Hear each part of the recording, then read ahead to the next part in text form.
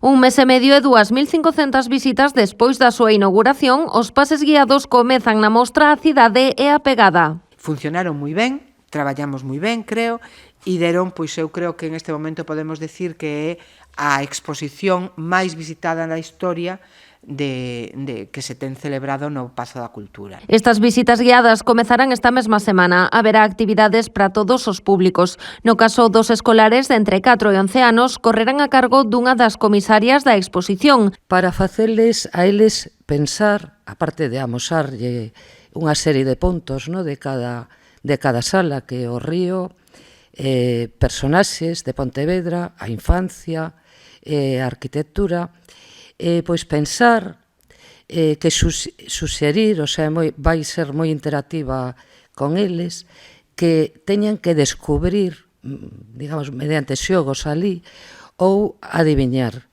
Tamén organizaránse pases para asociacións e entidades sociais e para o público xeral.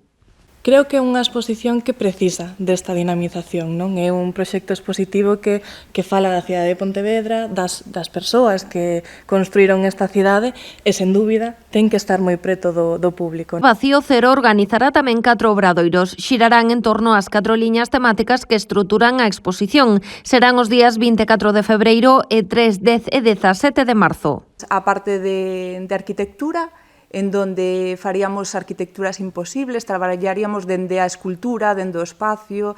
Proporemos que os participantes fagan o seu propio retrato a través de técnicas como collage, acumulación de elementos, camiñar polo río, recoller aquelas plantas, aquelas follas, aquelas ervas secas e leválas ao espacio da exposición, e facer un novo herbolario, crear a través da fotografía un novo arquivo. Os interesados poden inscribirse na web apuntate.pontevedra.gal.